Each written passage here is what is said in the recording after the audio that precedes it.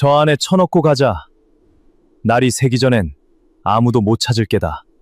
섣달 금은 밤이었습니다. 산의 여럿이 반쯤 죽어가는 여인을 고갯마루 선앙당에 내던지고 눈보라 속으로 사라졌지요. 하지만 그날 밤 얼어 죽지 않으려고 그 낡은 당집으로 기어든 거지 하나가 있었습니다. 나 좀 살려주어. 살려만 준다면 한양 제일의 부자로 만들어주겠소. 피투성이가 된 손이 옷자락을 덥석 붙잡았지요. 두매는 단박에 알아차렸습니다. 이 여인을 없는다는 건 방금 사라진 저 사내들을 모조리 적으로 돌리는 일이었습니다. 가진 것이라고는 목숨 하나뿐인 사내였지요. 그런데도 두매는 끝내 외면하지 않았습니다. 그 하룻밤의 선택 하나가 훗날 한양 장안을 발칵 뒤집는 이야기의 시작이 되고 맙니다. 구독과 좋아요를 눌러주시고 어디서 듣고 계신지 알려주세요. 다복과 재물의 기운을 보내드립니다. 오늘 밤 이야기 지금 시작합니다. 옛날 옛적 한양에서 그리 멀지 않은 어느 고을의 두매라는 사내가 살았습니다. 나이는 28, 성도 없고 집도 없는 거지였지요. 사람들은 그를 그저 저 거지라 불렀습니다. 어릴 적 아비를 잃고 집안이 풍비박산 났지요. 그 뒤로 두매는 이 고을, 저 고을을 떠돌며 밥을 빌어먹고 살았습니다. 그래도 두매에게는 한 가지 좋은 점이 있었지요. 손발이 부지런하고 남의 눈치 볼 것 없이 아무데나 파고드는 재주가 있었습니다. 장터 뒷골목이든 나루터 짐칸이든 두매가 못 들어갈 곳은 없었지요. 두매야, 오늘도 공쳤냐? 주막을 하는 10월 할멈이 문간에 서서 물었습니다. 두매가 얹혀 사는 곳이 바로 이 할멈의 주막이었지요. 공치긴요. 나루터에서 짐 좀 날라주고 이거 얻었잖우. 두매가 품에서 식은 주먹밥 하나를 꺼내 보이며 씩 웃었습니다. 에구, 그거 하나로 오늘을 나겠다고. 할멈 죽 한 그릇만 얻어먹으면 되지요. 뭘, 이 넉살 좀 보게. 할멈은 혀를 차면서도 못 이기는 척 붓두막으로 들어갔습니다. 두매는 그런 할멈이 세상에서 가장 고마운 사람이었지요. 부모 없는 자신을 손자처럼 거둬준 이가 바로 이 할멈이었으니까요. 그날 밤이었습니다. 섣달 금음 한 해의 마지막 밤이었지요. 눈이 어찌나 퍼붓는지 한치 앞도 보이지 않았습니다. 두매는 그날따라 주막에서 자지 못했습니다. 낮에 옆마을까지 품을 팔러 갔다가 눈에 발이 묶여 버렸거든요. 돌아오는 고갯길은 이미 눈밭이 되어 있었습니다. 이러다 얼어 죽겠구먼. 두매는 이를 딱딱 부딪히며 걸음을 재촉했습니다. 그때 고갯마루의 낡은 선앙당 하나가 눈에 들어왔지요. 다 허물어져 가는 당집이었지만 바람이라도 피할 수는 있었습니다. 두매는 그 안으로 몸을 밀어 넣었습니다. 그런데 이게 웬일입니까? 어둠 속에서 무언가 신음소리가 들려오는 것이었지요. 누구요? 두매가 부싯돌을 쳐 관솔에 불을 붙였습니다. 그 흐릿한 불빛 속에 사람 하나가 쓰러져 있었지요. 여인이었습니다. 온몸이 피투성이에 흙투성이었고 숨은 겨우 붙어 있었지요. 세상에, 이게 무슨 일이야. 두매는 저도 모르게 여인 곁으로 다가갔습니다. 여인의 옷은 본디 고운 명주였던 듯했으나 이제는 갈갈이 찢겨 있었지요. 얼굴은 흙대가 묻었어도 그 이목구비만은 여느 안악과 달랐습니다. 정신 좀 차려보시오. 이보시오. 두매가 여인의 어깨를 흔들자 여인이 힘겹게 눈을 떴습니다. 나 좀 살려주오. 여인의 입에서 가느다란 목소리가 새어나왔지요. 이 눈밭에 어쩌다 이 지경이 되었소. 살려만 준다면 한양 제일의 부자로 만들어주겠소. 두매는 그 말에 그만 헛웃음이 나왔습니다. 다 죽어가는 여인이 거지인 자신에게 부자로 만들어주겠다니요. 정신이 온전치 못한 개로군. 이 사람아, 지금 그런 소리 할 때가 아니오. 아니요. 나는 정신이 멀쩡하오. 여인의 눈빛은 과연 흐리지 않았습니다. 죽어가는 사람의 눈치고는 너무도 또렷했지요. 두매는 그 눈을 마주하고 잠시 멈칫했습니다. 그러나 지금은 그런 걸 따질 때가 아니었습니다. 여인의 몸은 이미 얼음장처럼 차가웠으니까요.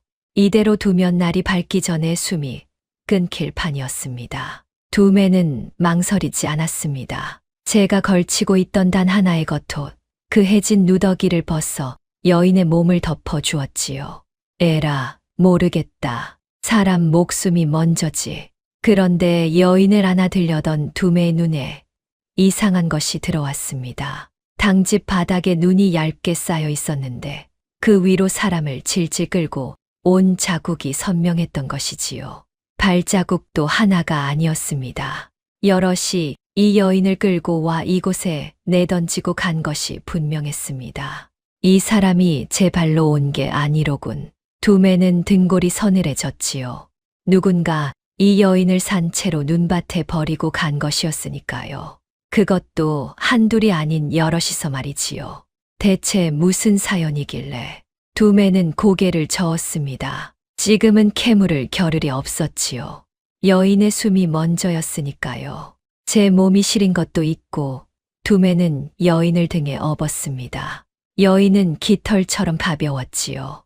얼마나 굶고 시달렸으면 이리 가벼울까 두매는 속으로 생각했습니다. 할멈한테 가면 어떻게든 되겠지. 두매는 눈보라를 뚫고 고개를 내려갔습니다. 등에 업힌 여인의 숨결이 목덜미에 닿을 때마다 두매는 걸음을 더욱 재촉했지요. 주막에 이르렀을 때는 두매의 온몸이 눈사람이 되어 있었습니다. 할멈, 문 좀 열어주. 쿵쿵 문 두드리는 소리에 10월 할멈이 잠에서 깨어나왔지요. 이 밤중에 웬 소란이냐. 아니, 그 등에 업힌 건 또 뭐고. 사람이요, 할멈. 다 죽어가는 사람이요. 고갯마루 선앙당에서 주었수. 할멈은 두매가 업은 여인을 보고는 소스라치게 놀랐습니다. 애구머니나 이 여인 몰골 좀 보게. 어서 방으로 들이거라, 어서. 할멈은 없는 살림에도 아궁이에 불을 지폈습니다. 방을 데우고 물을 끓여 여인의 상처를 닦아냈지요. 그러고는 부엌 한 구석에 남겨두었던 쌀 한 줌을 꺼냈습니다. 할멈, 그거 내일 아침거리 아니오? 사람이 죽게 생겼는데 아침거리가 대수냐? 이 할미가 굶으면 굶었지. 눈앞에서 사람 죽는 꼴은 못 본다. 할멈은 그 쌀로 멀건 죽을 쑤었습니다. 그러고는 숟가락으로 조금씩 여인의 입에 흘려 넣어 주었지요. 두매는 그 모습을 물끄러미 바라보았습니다. 죽 한 그릇이 이 여인에게는 목숨이었습니다. 그리고 그 죽 한 그릇을 할멈은 제 아침을 굶어가며 내어준 것이었지요. 얼마나 지났을까요? 여인의 얼굴에 조금씩 핏기가 돌기 시작했습니다. 두매야. 할멈이 나직이 두매를 불렀지요. 이 여인 예사 사람이 아니다. 그건 나도 아오. 옷차림이며 손이며 험한 일 한 번 안 해본 손이더구먼. 손만 그런 게 아니여. 이 여인 저고리 안섭해 이런 게 있더라. 할멈이 손바닥을 폈습니다. 그 위에는 작은 나무패 하나가 놓여 있었지요. 무슨 글자가 새겨져 있었지만 두매도 할멈도 글을 몰라 읽을 수가 없었습니다. 이게 뭔데 이걸 몸에 지니고 있었을까요? 글쎄다. 함부로 손댈 물건은 아닌 듯하니 도로 넣어두거라. 두매는 그 나무패를 다시 여인의 품에 넣어주었습니다. 이 작은 패가 훗날 어떤 일을 불러올지 그때는 아무도 몰랐지요. 두매는 아궁이 앞에 쭈그리고 앉았습니다. 젖은 몸이 이제야 녹기 시작했지요. 할멈이 그 곁에 앉으며 한마디 던졌습니다. 두매야, 너는 어찌 그 여인을 두고 오지 않았느냐. 남 일에 끼어들면 성가신 법인데. 할멈도 참, 눈앞에서 사람이 죽어가는데 어찌 그냥 지나치오. 두매는 잠시 말을 멈추었다가 나직이 덧붙였습니다. 게다가 저 여인 억울하게 버림받은 사람이요. 여럿이서 눈밭에 끌어다 던지고 갔더구먼. 나는 그런 꼴을 보면 그냥 못 지나치오. 어째서 그러느냐. 우리 아버지도 그랬으니까요. 할멈의 손이 멈칫했지요. 두매가 제 아비 이야기를 꺼내는 일은 좀처럼 없었으니까요. 나 어릴 적에 아버지가 하지도 않은 도둑질을 뒤집어 쓰고 옥에 갇혔다가 돌아가셨소. 억울하다, 억울하다 하시면서 눈도 못 감고 가셨지요. 그때 나는 12살이었소. 아무것도 할 수가 없었소. 두매야. 그래서 나는 억울한 사람을 보면 그냥 못 지나치요. 그뿐이요. 두매는 씁쓸하게 웃고는 다시 아궁이 불을 뒤적였습니다. 12살 어린 두매가 무엇 때문에 아비를 잃었는지 두매 자신도 아직 알지 못했습니다. 그 억울함의 뿌리가 대체 누구였는지도 말이지요. 훗날 그 진실과 마주하게 될 줄은 이 밤에는 꿈에도 몰랐지요. 할멈은 한동안 아무 말이 없었습니다. 그저 두매의 등을 가만히 두드려 줄 뿐이었지요. 허허, 그 마음 하나는 곱구나. 할멈은 두매의 얼굴을 한참 바라보았습니다. 그러고는 아궁이 불을 뒤적이며 혼잣말처럼 말했지요. 두매야, 세상에는 부탄자루로 사람을 죽이는 이가 있고 발 하나로 죽은 진실을 살려내는 이가 있느니라. 그게 무슨 말이오, 할멈. 붓끝으로 덮은 죄는 발끝으로 드러나는 법이니라. 아무리 감추어도 말이지. 두매는 그 말이 무슨 뜻인지 알 수가 없었습니다. 그저 늙은 할멈의 넋두리려니 여겼지요. 당최 무슨 소린지 나 같은 거지가 무슨 진실을 살려내겠소. 그저 오늘 하루 안 굶으면 그만이지. 두매는 픽 웃고 말았습니다. 그러나 이 할멈의 말이 언젠가 두매의 온 삶을 뒤흔들게 될 줄은 그날 밤에는 정녕 알 수 없었지요. 아궁이에 불이 사그라들 무렵 방 안의 여인은 깊은 잠에 빠져들었습니다. 그리고 이 하룻밤의 인연이 무엇이 될지 그 누구도 짐작하지 못했지요. 한양을 발칵 뒤집어 놓을 거대한 이야기의 시작이었습니다. 이튿날 아침이었습니다. 여인은 꼬박 하루를 앓고서야 겨우 눈을 떴지요. 여기가 어디요? 정신이 드오? 여긴 10월 할멈 주막이요. 내가 어젯밤 선앙당에서 댁을 업어왔지요. 두매의 말에 여인은 한참 동안 천장을 바라보았습니다. 그러고는 제 몸을 더듬어 품속을 확인하더니 나무패가 그대로 있는 것을 보고서야 안도의 숨을 내쉬었지요. 살았구나. 내가 살았어. 자, 이 죽부터 좀 드시오. 할멈이 새벽부터 쓴 것이오. 여인은 떨리는 손으로 죽 그릇을 받았습니다. 몇 술 뜨더니 눈에 눈물이 그렁그렁 맺혔지요. 이 은혜를 어찌 갚아야 할지. 은혜는 무슨 사람이 사람 구한 게 은혜요. 여인은 두매를 물끄러미 바라보았습니다. 다 해진 누더기를 걸친 거지였지요.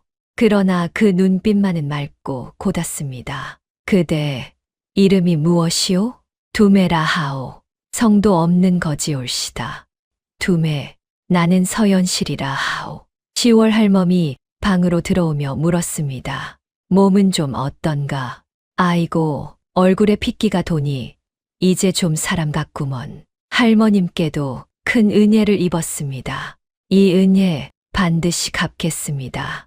은혜는 무슨, 그나저나 색시는 네 집 사람인고 그 몰골로 선앙당에 버려져 있었다니 무슨 사연이 있는 게지. 연실의 얼굴이 순간 굳어졌지요. 그러고는 한참을 망설이다가 무겁게 입을 열었지요. 두 분께는 숨기지 않겠습니다. 목숨을 구해 주신 분들이니. 연실은 천천히 제 이야기를 풀어놓기 시작했습니다. 저는 본디 한양 사람입니다. 아버지께서는 마포나루에서 큰 상단을 이끄시던 분이었지요. 강을 오르내리는 배가 수십 척, 팔도의 쌀과 포목이 그 상단을 거쳐 갔습니다. 사람들은 아버지를 두고 한양에서 손꼽히는 거상이라 불렀습니다. 두매와 할멈은 눈을 크게 떴습니다. 다 죽어가던 이 여인이 그런 큰 상단의 딸이라니요. 헌데 어쩌다 이 지경이 되었소. 작년 겨울 아버지께서 갑작스레 병으로 돌아가셨습니다. 저는 무남동녀 외동딸이었지요. 상단은 마땅히 제가 이어야 했습니다. 연실의 목소리가 가늘게 떨렸습니다. 헌데 아버지께서 눈을 감으시자마자 모든 것이 뒤바뀌었습니다. 뒤바뀌다니, 그게 무슨 말이오? 두매가 물었습니다. 아버지 곁에는 20년을 함께한 서기가 하나 있었습니다. 황우창이라는 자였지요. 상단의 모든 장부를 그자가 맡아 적었습니다. 아버지께서는 그자를 친아우처럼 믿으셨습니다. 저 또한 그자를 숙부처럼 따랐지요. 연실의 눈에 불길이 일었지요.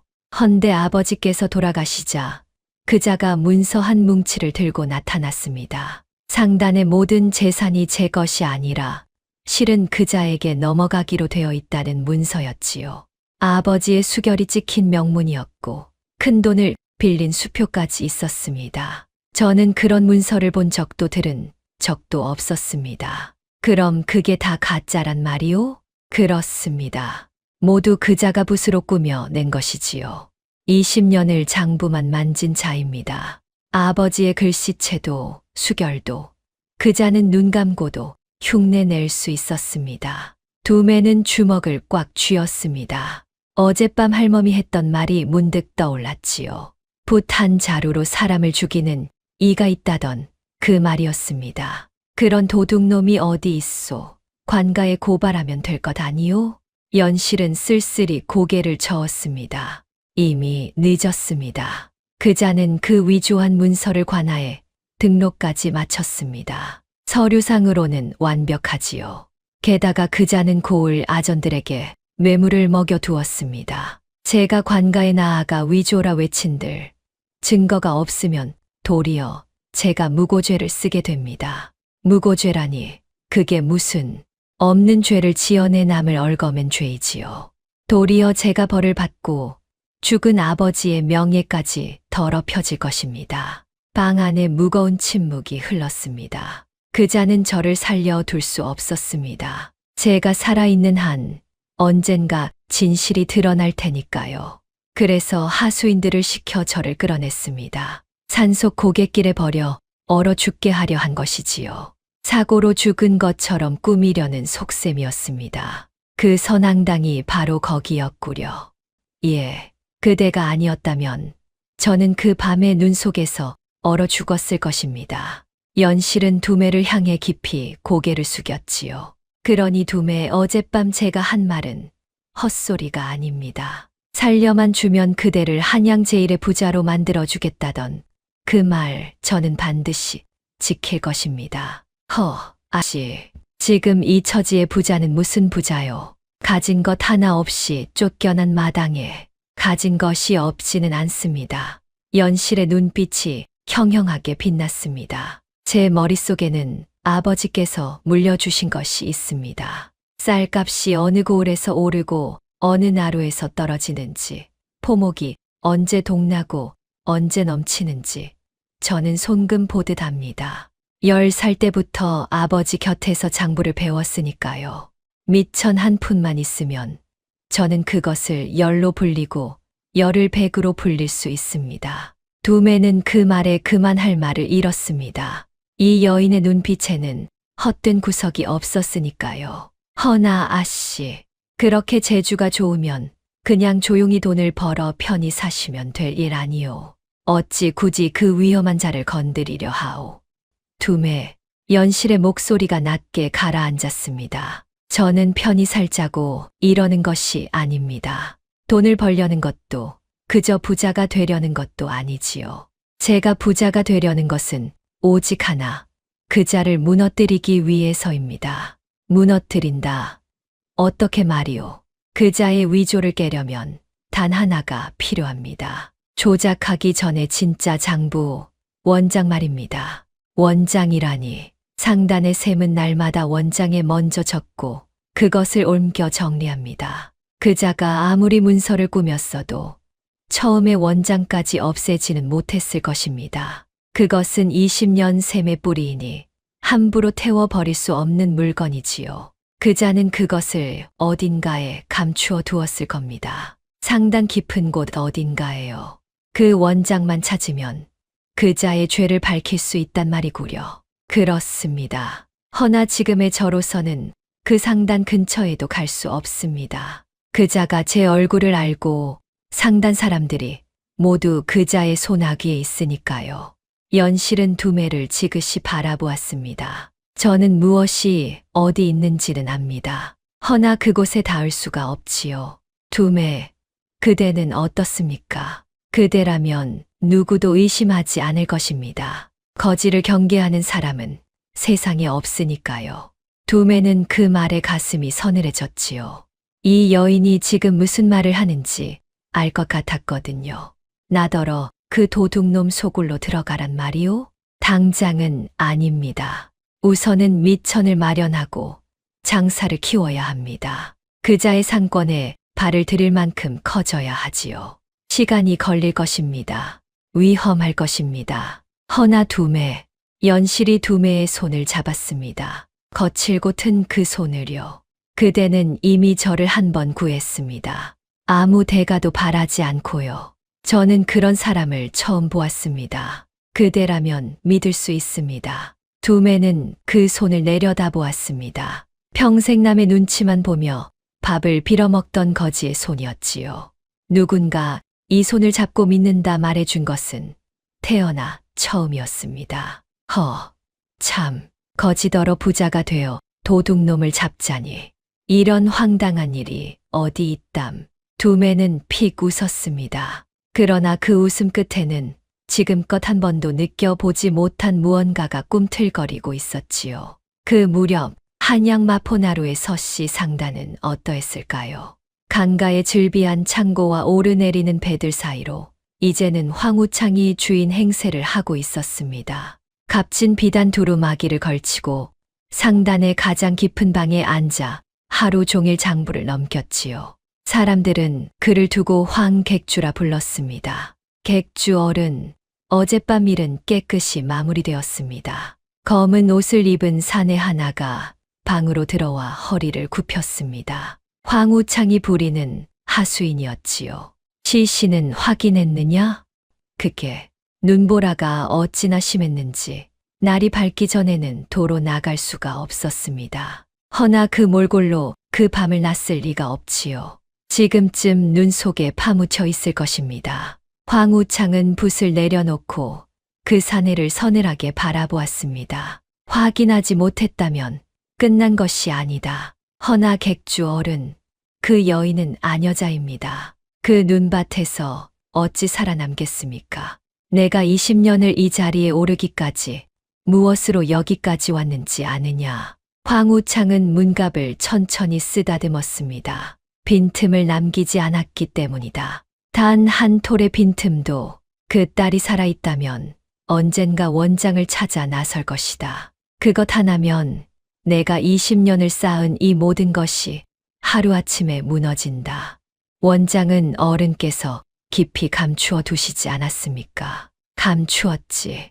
허나 세상에 영영 드러나지 않는 것은 없느니라. 가서 다시 확인해라. 시신을 이 눈으로 보기 전에는 두 발 뻗고 잘 생각 마라. 하수인이 물러가자 황우창은 다시 붓을 들었지요. 그 얼굴에는 흡족한 미소가 걸려 있었지요. 눈에 가시 갔던 상단주의 딸이 이제 이 세상 사람이 아니라 믿으면서요. 그러나 그 딸이 살아나 제 발밑을 향해 한 걸음씩 다가오고 있음을 그자는 아직 알지 못했습니다. 그리고 그 곁에는 16년 전 그자가 손수 아비를 죽음으로 몰아넣은 한 사내가 함께 걷고 있었지요. 물론 두 사람 다 그 오랜 악연을 아직은 알 리 없었습니다. 그로부터 며칠이 흘렀습니다. 연실의 몸은 하루가 다르게 나아졌지요. 이래쯤 지나자 이제는 방 안을 거닐 수 있을 만큼 기운을 차렸습니다. 어느 날 아침 연실이 두매를 불러 앉혔습니다. 두매, 이제 슬슬 시작해야겠습니다. 시작이라니 무얼 말이오? 장사 말입니다. 우선은 미천이 있어야 합니다. 그래야 첫걸음을 뗄 수 있지요. 두매는 난감한 얼굴로 뒤통수를 긁었지요. 미천이라. 아씨, 나는 가진 게 이 몸뚱이 하나뿐이요. 할멈 주막도 겨우 입에 풀칠하는 형편이고 압니다. 그러니 큰 돈을 바라는 것이 아닙니다. 엽전 몇 냥이면 됩니다. 몇 냥, 그거로 무슨 장사를 한단 말이오? 연실은 빙긋 웃었습니다. 그 웃음에는 어딘가 모를 자신감이 서려 있었지요. 보시면 압니다. 두매, 지금 이 고을 장터에서 가장 흔한 것이 무엇입니까? 두매는 잠시 생각하다 대답했습니다. 글쎄, 요즘은 콩이 흔하지. 이 근방밭에서 콩이 많이 나서 장마다 콩자루가 남아도 값이 똥값이라 농부들이 울상이더구먼. 바로 그것입니다. 연실의 눈이 반짝였습니다. 이 고을에 콩이 남아돈다면 콩이 모자란 고을이 반드시 있습니다. 저는 그것을 압니다.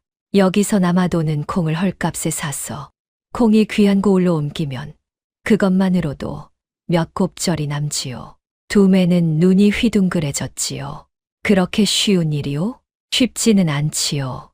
어느 고을에 무엇이 남고 모자란지, 값이 어느 길목에서 뒤집히는지를 짚어야 하니까요. 허나 그것이 바로 제가 아버지 곁에서 10년을 배운 것입니다. 연실은 방바닥에 손가락으로 그림을 그리기 시작했습니다. 여기 우리 고을, 여기서 이틀길 되는 곳에 큰 장이 섭니다. 그곳은 산이 많아 콩이 귀하지요. 지금 그곳 콩값이 이 고을의 3배입니다. 두매, 그대가 여기서 콩을 사서 그 장으로 지고 가면 밑천의 2배는 남길 수 있습니다. 정말이요? 제 말이 틀리면 그때는 저를 다시 선앙당에 버리셔도 좋습니다. 연실의 말에 두매는 껄껄 웃고 말았습니다. 그 당찬 말투가 어쩐지 미덥게 느껴졌거든요. 그날로 두매는 10월 할멈에게 사정을 털어놓았습니다. 할멈은 한참을 고민하더니 장독 밑에 꼬깃꼬깃 숨겨두었던 엽전 5냥을 꺼냈습니다. 이게 이 할미가 평생 모은 전부다. 두매야, 이걸 밑천으로 삼거라. 할멈, 이걸 어찌 나한테 너를 손자처럼 여긴 지 벌써 몇 해냐. 손자 잘 되라고 주는 게지. 대신 꼭 갚아라. 이자까지 쳐서 말이여. 할멈이 짐짓 눈을 부라리자 두매는 코끝이 시큰해졌지요. 이튿날 새벽 두매는 그 5냥으로 장터에서 콩을 사들였습니다. 연실이 일러준 대로 가장 값이 떨어진 자루들만 골라 담았지요. 지게가 휘청거릴 만큼 콩을 지고 두매는 이틀 길을 걸었습니다. 그리고 연실의 말은 한치도 틀리지 않았습니다. 산 많은 그 고을에서는 과연 콩이 귀했지요. 두매가 지고 간 콩은 순식간에 팔려 나갔습니다. 5냥으로 산 콩이 10냥이 되어 돌아온 것이지요. 할멈, 아씨, 이것 좀 보. 두매가 엽전 꾸러미를 흔들며 주막으로 뛰어들어왔습니다. 10냥이요, 10냥, 단냥이 10냥이 되었소. 10월 할멈은 입을 다물지 못했습니다. 연실은 조용히 미소 지을 뿐이었지요. 이것이 시작입니다. 두매. 이제 이 10냥으로 다시 20냥을 만들 것입니다. 20냥으로 40냥을, 40냥으로 80냥을요. 두매는 그날 밤 좀처럼 잠을 이루지 못했습니다. 평생 남의 밥을 빌어먹던 자신이 제 손으로 돈을 벌었다는 사실이 믿기지 않았거든요. 연실은 그런 두매를 가만히 바라보다 말했습니다. 두매, 그대는 오늘 장터에서 무엇을 보았습니까? 무얼 보다니 그냥 콩을 팔았을 뿐이요. 아닙니다. 그대는 어느 상단이 콩을 가장 많이 부리는지, 어느 나루로 배가 드나드는지 눈여겨보았을 것입니다. 그대는 나도 보지 못하는 것을 봅니다. 밑바닥에서 세상을 올려다보는 눈, 그것은 아무나 갖는 것이 아니지요. 두매는 그 말에 가만히 고개를 끄덕였습니다. 과연 그러했으니까요. 두매는 어디를 가든 사람과 물건이 어떻게 흐르는지를 저도 모르게 살피는 버릇이 있었습니다. 그렇게 몇 차례 장사를 거듭하던 어느 날이었습니다. 두매가 소금을 떼러 나루터에 갔다가 하마터면 크게 당할 뻔한 일이 있었지요. 이복의 행수, 좋은 소금이 있는데 싸게 넘기겠네. 남들보다 곱절은 싸지. 어느 소금 장수가 은근한 얼굴로 두매에게 다가왔습니다. 값이 어찌나 싼지 웬만한 사람은 눈이 돌아갈 만했지요. 그러나 두매는 선뜻 사지 않았습니다. 소금이 이리 싼 데는 까닭이 있을 텐데 두매는 소금 자루를 손으로 쓱 훑어보았습니다. 그러고는 한 줌을 집어 혀끝에 대어보았지요. 짠맛이 어딘가 밍밍했습니다. 이거 소금에 흰 모래를 섞었구먼. 소금 장수의 낯빛이 대번에 하얗게 질렸습니다. 무슨 소리를. 멀쩡한 소금이거늘. 내가 나루터 바닥에서 30년 가까이 굴러먹은 사람이요. 짐칸에서 이런 눈속임을 한두 번 봤겠소.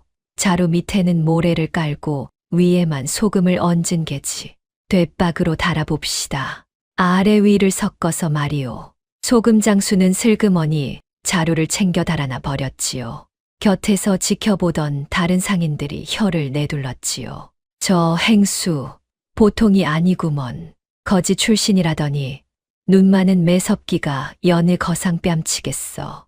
그 이야기를 전해 들은 연실은 고개를 끄덕였습니다. 두매, 그것이 바로 그대의 힘입니다. 장부는 제가 봅니다. 허나 사람의 속임수, 물건의 밑바닥은 그대가 봅니다. 그것은 책으로 배울 수 있는 것이 아니지요. 곁에 있던 10월 할멈은 마냥 좋아하지만은 않았습니다. 얘야, 장사가 커지는 건 좋다만 이 할미는 어쩐지 마음이 놓이질 않는구나. 큰 물에는 큰 고기가 있는 법이여. 너무 깊이 들어갔다가 다치지나 않을까 걱정이다. 할멈, 걱정 마오. 내가 어떤 사람이오. 밑바닥에서 안 죽고 여기까지 온 사람 아니오. 두매는 씩 웃어 보였지요. 그러나 할멈의 그 걱정이 훗날 그대로 들어맞게 될 줄은 그때는 아무도 몰랐지요. 장사는 나날이 커져갔습니다. 콩이 소금이 되고 소금이 포목이 되었지요. 반년이 지나자 두매의 이름 앞에는 더 이상 거지라는 말이 붙지 않았습니다. 사람들은 그를 두매 행수라 부르기 시작했지요. 행수란 장사치들을 이끄는 우두머리를 이르는 말이었습니다. 두매는 이제 지게꾼 며칠 거느렸고 작은 창고도 하나 얻었습니다.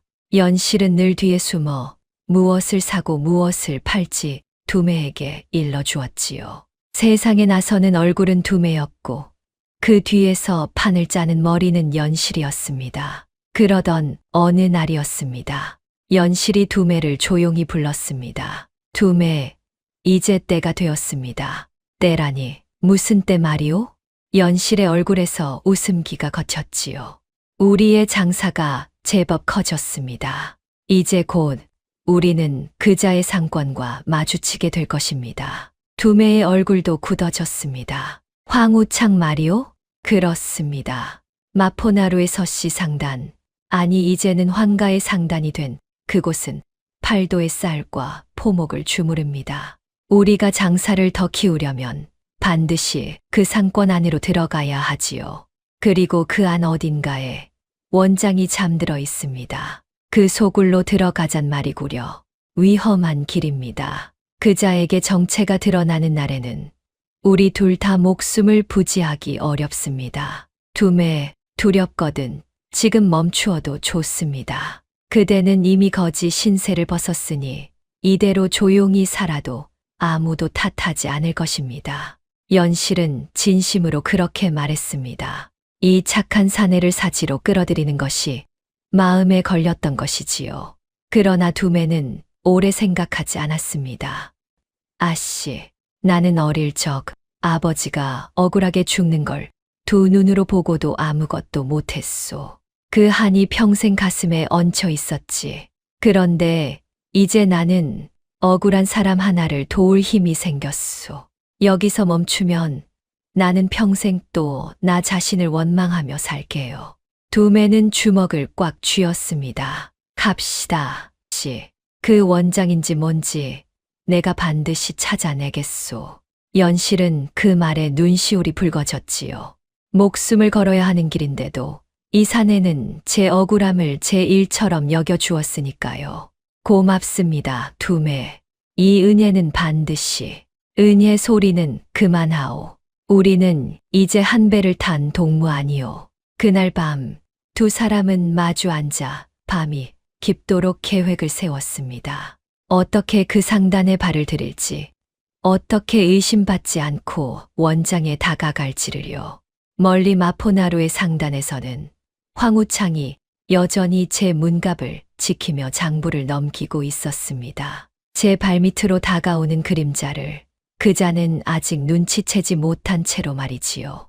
그 상단에 발을 들이는 일은 말처럼 쉽지 않았습니다. 서씨 상단, 아니 이제는 황가의 상단이 된 그곳은 아무나 드나들 수 있는 곳이 아니었지요.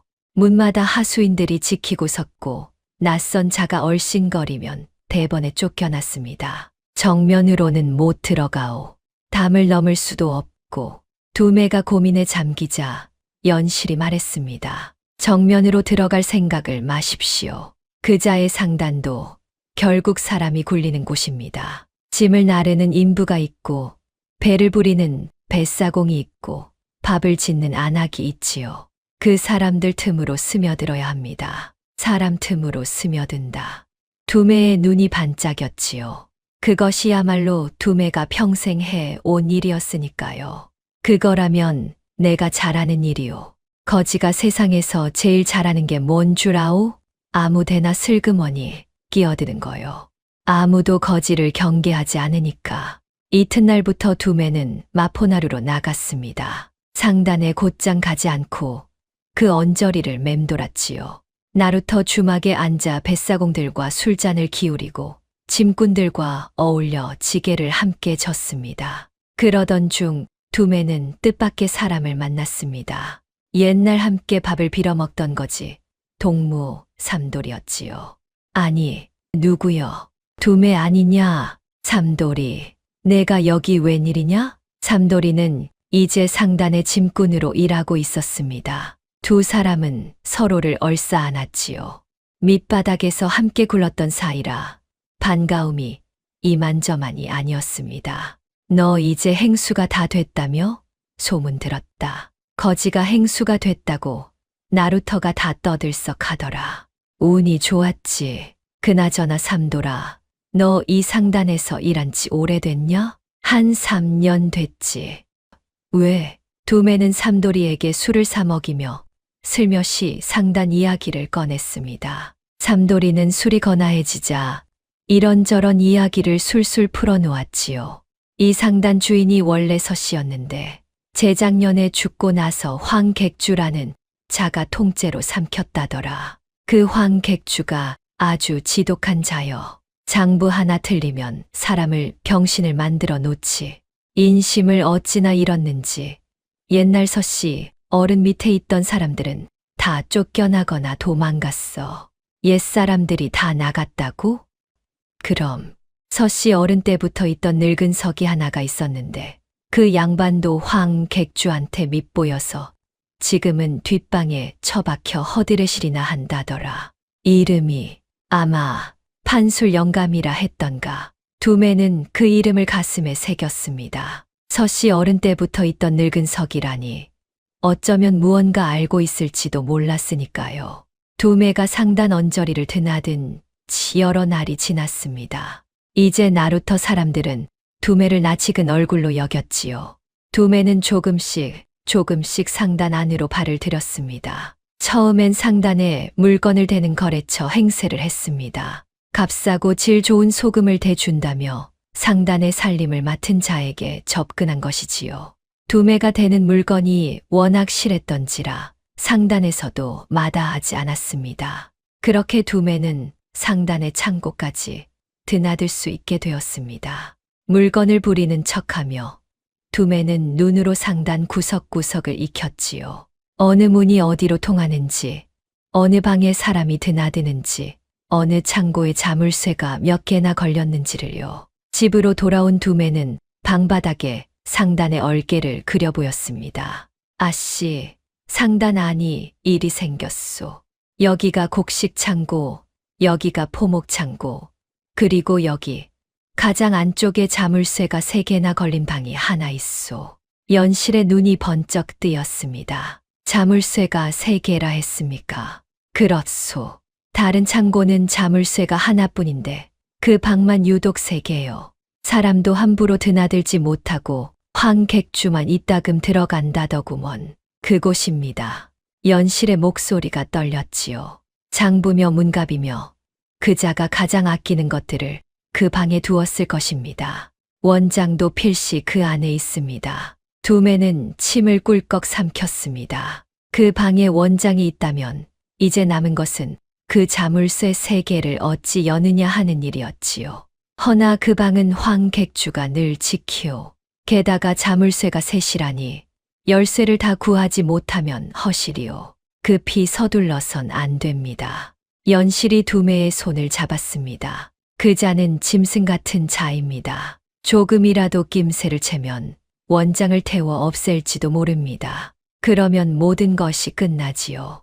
우리는 그자가 눈치채지 못하게 아주 천천히, 아주 조심스럽게 다가가야 합니다. 알겠소. 서두르지 않으리다. 두매가 다음으로 눈여겨본 것은 삼돌이가 말했던 그 늙은 서기, 판술 영감이었습니다. 서씨 어른 때부터 상단에 있었다는 노인이었습니다. 이제는 뒷방에서 붓과 먹이나 갈며 허드레시를 하고 있었지요.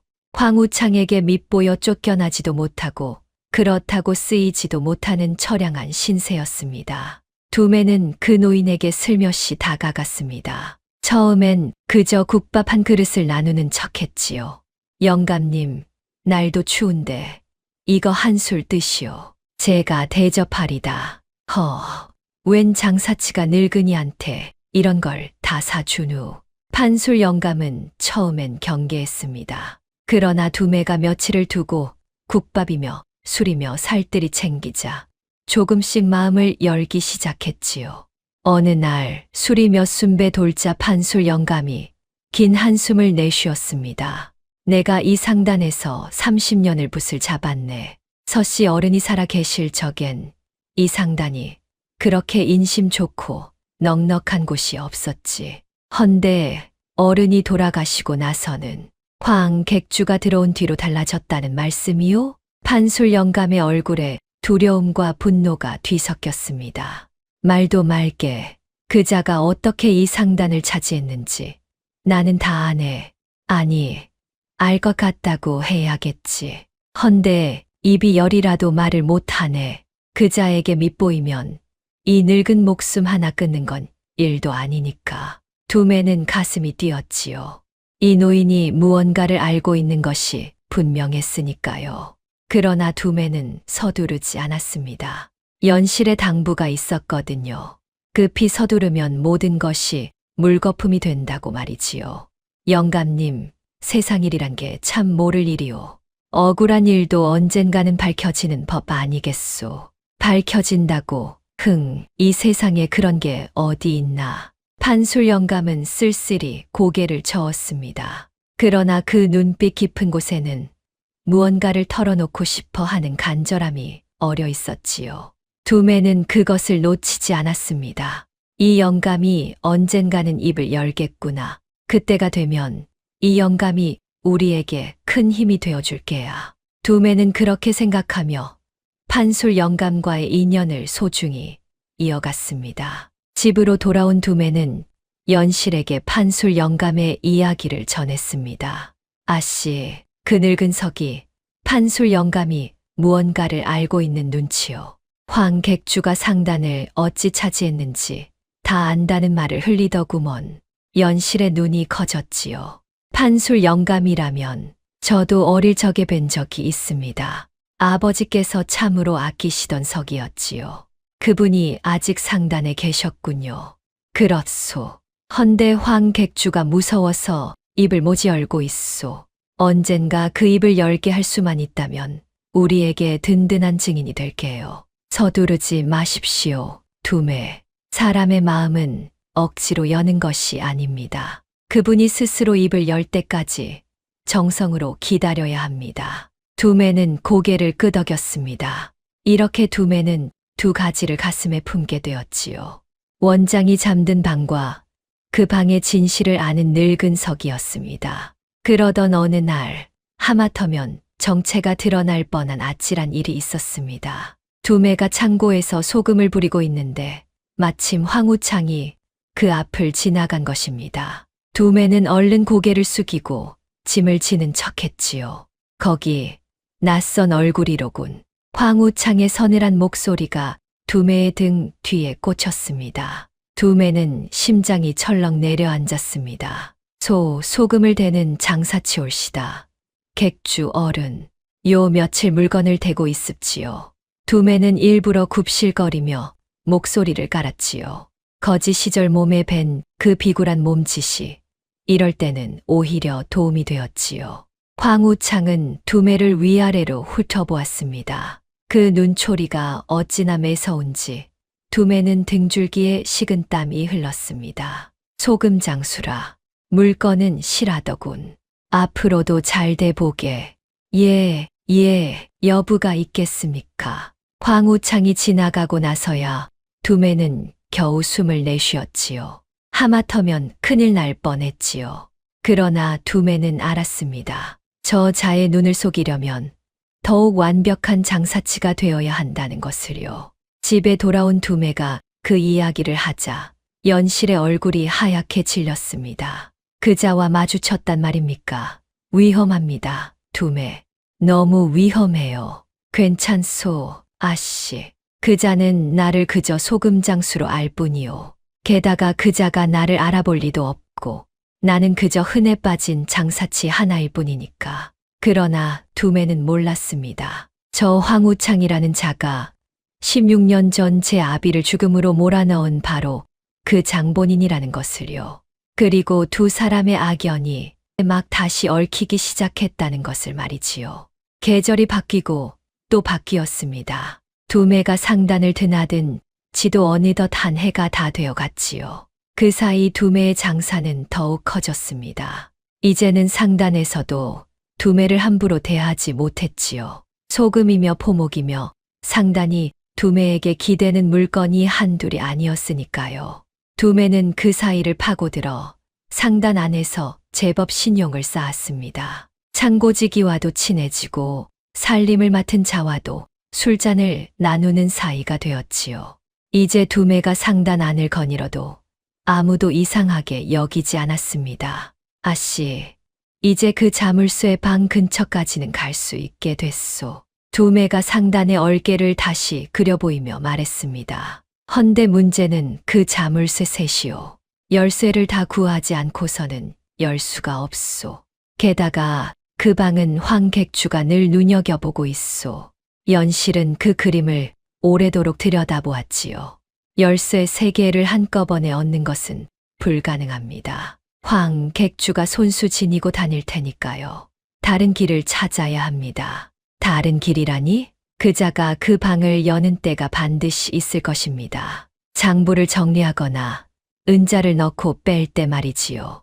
그때를 노려야 합니다. 언제 그 방을 여는지 그것을 알아내야 합니다. 두매는 고개를 끄덕였습니다. 그러려면 상단 안에서 황우창의 하루하루를 손금 보듯 알아야 했지요. 두매는 다시 삼돌이를 찾았습니다. 삼돌아, 너 혹시 황객주가 그 안쪽 방에 언제 드나드는지 아느냐? 삼돌이는 눈치를 살피며 목소리를 낮췄습니다. 그건 왜 묻누? 그 방은 아무도 얼씬 못하는 데인데. 아니, 그냥 궁금해서 그러지. 그 방에 뭐 대단한 거라도 들었나 해서. 글쎄다. 내가 보기엔 매달 초하루하고 보름날에 꼭 그 방에 들어가더라. 그날은 장부를 맞추는 날이라던가. 아침 일찍 들어가서 한나절을 그 안에 틀어박혀 있지. 그때는 아무도 못 들어가게 하고 말이야. 두매는 그 말을 가슴에 새겼지요. 초하루와 보름, 아침나절. 그때 황우창이 그 방을 여는 것이었지요.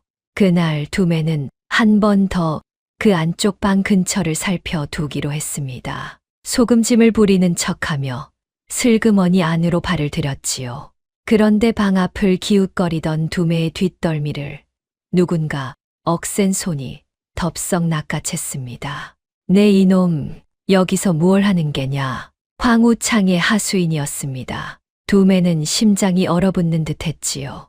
이대로 끌려가면 모든 것이 끝장이었습니다. 그러나 두매는 평생 밑바닥에서 위기를 넘겨 온 사람이었습니다. 순간 두매는 다리를 휘청거리며 술 취한 신용을 했지요. 어이쿠, 나리. 아, 뒷간이 어디요? 소금을 부렸더니 아랫배가 살살 아파서 그만. 이 안쪽에 뒷간이 있다길래 두매가 개슴츠레한 눈으로 트림까지 하자 하수인이 코를 막고 인상을 찌푸렸습니다. 뒷간은 저 뒤편이다. 이 미련한 놈아, 여긴 아무나 오는 데가 아니야. 썩 못해. 아이고, 예, 죄송합니다요. 술이 덜 깨서 그만. 두매는 굽실거리며 뒷걸음질로 물러났습니다. 등줄기에는 식은땀이 흥건했지요. 하마터면 큰일 날 뻔했습니다. 그러나 두매는 그 아찔한 순간에도 눈만은 그 방 앞을 놓치지 않았습니다. 하수인이 늘 그 근처를 지키고 선다는 것을 똑똑히 보아둔 것이지요. 집으로 돌아와 그 이야기를 하자 연실은 가슴을 쓸어내렸습니다. 두매, 이제 정말 조심하셔야 합니다. 그자들이 그 방을 저리 지킨다면 어설피 다가가선 안 됩니다. 반드시 그자와 하수인들의 눈을 한꺼번에 돌려놓을 계책이 있어야 합니다. 그러면서도 연실의 눈은 반짝였습니다. 초하루와 보름, 그날 그 방문이 열린다는 것을 알아낸 것만으로도 큰 소득이었으니까요. 그날 그 방문이 열립니다. 두매, 우리에게 기회가 생겼습니다. 허나 아씨, 그날은 황객주가 그 방에 있소. 어찌 그 눈앞에서 원장을 빼낸단 말이오. 방법을 찾아야지요. 그자와 하수인들을 그 방에서 잠시라도 떼어놓을 수만 있다면 두 사람은 밤이 깊도록 궁리했습니다. 그러나 뾰족한 수가 쉬 떠오르지 않았지요. 그러던 어느 날 뜻밖의 일이 벌어졌습니다. 판술 영감이 제 발로 두매를 찾아온 것이지요. 자네, 잠깐 이야기 좀 하세. 판술 영감의 얼굴은 어딘가 결심한 듯 굳어 있었습니다. 두매는 조용한 곳으로 노인을 모셨지요. 영감님, 무슨 일이요? 판술 영감은 한참을 망설이다가 떨리는 목소리로 입을 열었습니다. 자네, 요즘 부쩍 그 안쪽 방에 관심이 많더구먼.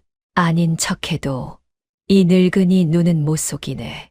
두매는 가슴이 철렁했습니다. 정체가 드러난 것일까요?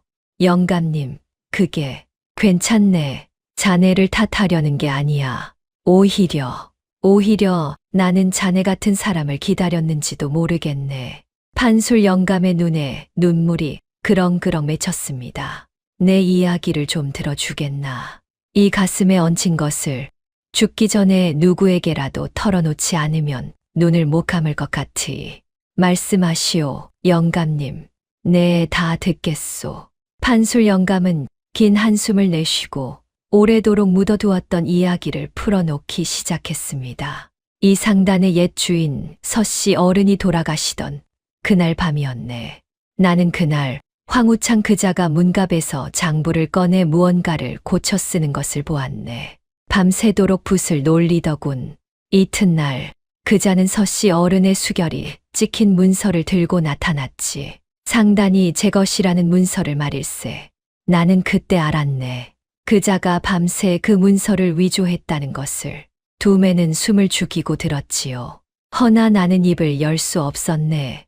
그자는 이미 관아까지 손을 써두었고 내가 무슨 말을 한들 그자의 소나귀에서 벗어날 수 없었지. 나는 목숨이 아까워 30년을 모신 주인의 원통한 죽음을 보고도 입을 다물었네. 이 비겁한 늙은이가 말이야. 판술 영감은 끝내 흐느꼈습니다. 두매는 그 손을 꼭 잡아주었지요. 두매는 이 엄청난 이야기를 안고 집으로 달려왔습니다. 아씨, 판술 영감이 입을 열었소. 두매가 판술 영감의 이야기를 전하자 연실은 두 손으로 입을 틀어 막았습니다. 눈에서는 하염없이 눈물이 흘러내렸지요. 영감님이 그날 밤을 보셨군요. 그자가 위조하는 것을 두 눈으로. 그렇소, 아씨. 판술 영감이 증인이 되어 줄 수 있소. 그자가 문서를 위조했다는 증인 말이오. 연실은 벅찬 마음을 애써 눌렀습니다. 그러나 이내 냉정을 되찾았지요. 두매, 기뻐하기엔 이릅니다. 증인만으로는 부족합니다. 판술 영감의 말은 그저 말일 뿐, 그자는 얼마든지 발뺌할 수 있습니다. 늙은이가 밉보인 앙심으로 거짓을 고한다고 몰아붙이면 그만이지요. 반드시 원장이 있어야 합니다. 증인과 물증이 함께라야 그자의 죄를 못 박을 수 있습니다. 그렇구려. 그럼 이제 남은 건 그 원장뿐이요. 두 사람은 마주보며 고개를 끄덕였습니다. 증인을 얻었으니 이제 원장만 손에 넣으면 되는 것이었지요. 바로 다음 보름날 두매와 연실은 첫 시도에 나섰습니다. 연실이 짜는 계책은 이러했지요. 그날 아침 두매가 상단에 큰 소금짐을 들이면서 일부러 소동을 일으키는 것이었습니다. 짐 수레가 뒤집히고 소금 자루가 터지면 상단 사람들이 모두 그리로 몰려들 테니까요. 그 틈에 두매가 안쪽으로 파고들어 자물쇠 방을 살피자는 것이었습니다. 계책은 제법 들어맞았습니다. 두매가 창고 앞에서 짐 수레를 넘어뜨리자 소금이 마당 가득 쏟아졌지요. 아이고, 이를 어째, 여보게들, 좀 도와주게. 두매가 엄살을 부리며 소리치자 상단의 인부들이 우르르 몰려 나왔습니다. 그 아수라장 속에서 두매는 슬그머니 안쪽으로 발을 옮겼지요. 두매는 마침내 그 자물쇠 방 앞에 이르렀습니다. 심장이 세차게 뛰었지요. 방문에는 과연 굵은 자물쇠 3개가 나란히 걸려 있었습니다. 그런데 그날은 보름날 황우창이 그 방에 들어가 있는 날이었습니다. 방문이 살짝 열려 있었지요.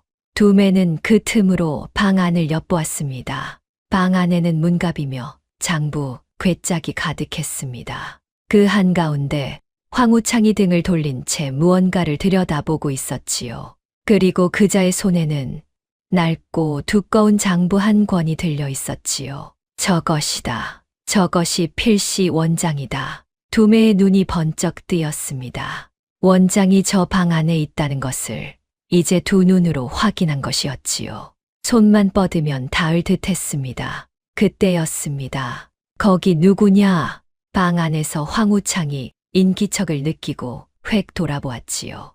두매는 재빨리 몸을 숨겼지요. 다행히 얼굴을 들키지는 않았습니다. 쥐새끼라도 들었나? 황우창이 방문을 닫는 소리가 들렸습니다. 두매는 가슴을 쓸어내리며 소동이 벌어진 마당으로 되돌아갔지요. 그날 밤 두매는 들뜬 얼굴로 연실에게 달려갔습니다. 아씨, 내 두 눈으로 봤소. 그 방 안에 낡은 장부 한 권이 있었소. 황객주가 애지중지 들여다보고 있었단 말이오. 그게 원장이 틀림없소. 정말입니까? 원장을 보셨단 말입니까?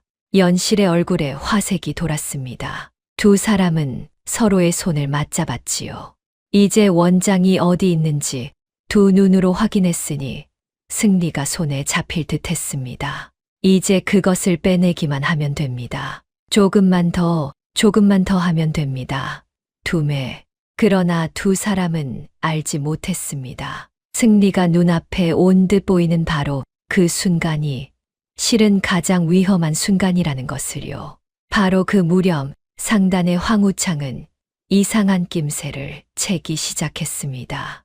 요즘 들어 판술 영감이 어느 소금장수와 자주 어울린다는 소문이 그자의 귀에 들어간 것이지요. 소금장수라. 그 낯선 얼굴 말이지. 황우창의 눈이 서늘하게 빛났습니다. 그자는 문갑을 어루만지며 하수인을 조용히 불러들였습니다. 그 소금장수라는 자를 뒤를 캐 보아라. 어디서 온 누구인지 무엇을 하는 자인지 낱낱이 알아오너라. 승리가 눈앞에 온 듯했던 바로 그 순간이었습니다. 두 사람의 머리 위로 검은 그림자가 천천히 들이오기 시작했지요. 두 사람은 아직 그 그림자를 알아채지 못한 채였지요.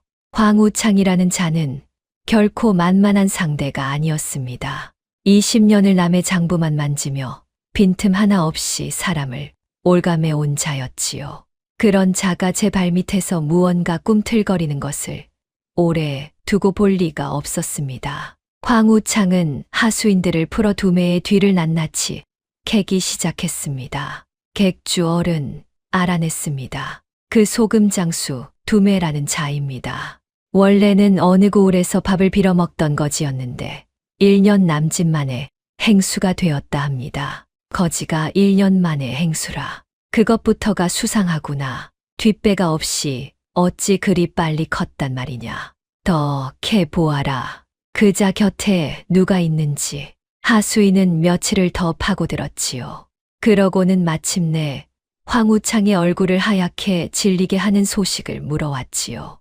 객주 어른, 그 두매라는 자의 집에 웬 여인이 함께 지낸다 합니다. 얼굴을 가리고 좀처럼밖에 나오지 않는데 그 여인이 두매에게 무엇을 사고 팔지 일일이 일러준다 하옵니다.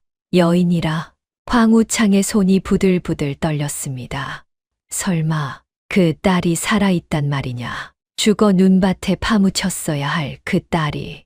황우창은 자리를 박차고 일어났습니다. 서씨 상단주의 딸 서연실이 살아있다는 것을 이제야 안 것이지요. 그것도 제 상단을 파고드는 그 소금장수의 곁에서 말입니다. 이제야 알겠구나. 그 소금장수가 왜 자꾸 그 안쪽 방을 기웃거렸는지. 그것들이 원장을 노리고 있었어. 황우창의 눈에 살기가 번뜩였습니다. 어림없지. 내가 20년을 쌓은 것을 그깟 것들에게 빼앗길 성시프냐. 황우창은 곧바로 손을 쓰기 시작했습니다. 그자는 두매의 주변부터 하나씩 무너뜨렸지요. 두매와 가까운 삼돌이를 은밀히 불러들인 것도 그 무렵이었습니다. 너, 그 두매라는 자와 한 동네에서 밥을 빌어먹던 사이라지. 삼돌이는 벌벌 떨었습니다. 황우창 앞에 불려온 짐꾼이 온전할 리 없었으니까요. 객주 어른, 소인은 아무것도 모릅니다. 그저 옛정에 술 몇 잔 나눈 것뿐입니다요. 그자가 이 상단에 대해 무엇을 캐물었느냐. 바른대로 고하면 내게 상을 내리마. 허나 숨기면. 황우창이 말끝을 흐리자 삼돌이는 오줌을 지릴 지경이었습니다. 그자는 삼돌이에게 은자 몇 냥을 쥐어주며 두매의 일거수일투족을 낱낱이 고하게 했지요. 삼돌이는 겁에 질려 두매가 그 안쪽 방을 자주 기웃거렸다는 것까지 그만 실토하고 말았습니다. 안쪽 방이라. 역시 그렇구나. 황우창의 의심은 이제 확신이 되었습니다. 그자는 판술 영감을 은밀히 불러들였지요. 영감, 요즘 어느 소금장수와 자주 만난다지. 판술 영감은 가슴이 철렁했습니다. 그러나 애써 태연한 척했지요. 그저 국밥이나 얻어먹는 사이올시다. 별일 아니옵니다. 별일이 아니라 영감, 나는 영감을 30년 지기로 여겨왔네. 그러니 내 마지막으로 좋게 말하지. 그 소금장수와 무슨 이야기를 나누었는지 모르나 입을 함부로 놀리면 어찌 되는지 영감도 잘 알게야. 황우창의 목소리는 부드러웠으나 그 안에는 서슬퍼런 칼날이 숨어 있었습니다. 판술 영감은 온몸이 오그라드는 듯 했지요. 무슨 말씀이신지. 이 늙은이가 무슨 이야기를 하겠습니까? 그래야지. 영감도 곱게 늙어 편히 눈 감아야 하지 않겠나. 그날 밤 판술 영감은 뜬 눈으로 밤을 지새웠습니다. 황우창이 이미 모든 것을 눈치챘음을 안 것이지요. 이튿날 새벽 판술 영감은 몰래 두매를 찾아왔습니다. 자네, 큰일 났네. 그자가 눈치를 챘어. 자네와 그 여인의 일을 다 알아버렸단 말일세. 두매는 소스라치게 놀랐습니다. 영감님, 그게 정말이오? 그자가 나까지 협박하고 갔네. 이대로 있다간 자네도 그 여인도 나도 다 죽네. 서둘러야 해. 그자가 원장을 없애기 전에 두매는 불이 나게 집으로 달려가 연실에게 이 소식을 전했지요. 연실의 얼굴이 새하얗게 질렸지요. 그자가 눈치를 챘다니 이제 시간이 없습니다. 그자는 필시 원장을 옮기거나 태워버리려 할 것입니다. 그 전에 우리가 먼저 손에 넣어야 합니다. 허나 아씨, 지금 상단은 하수인들로 물샐 틈 없을 게요.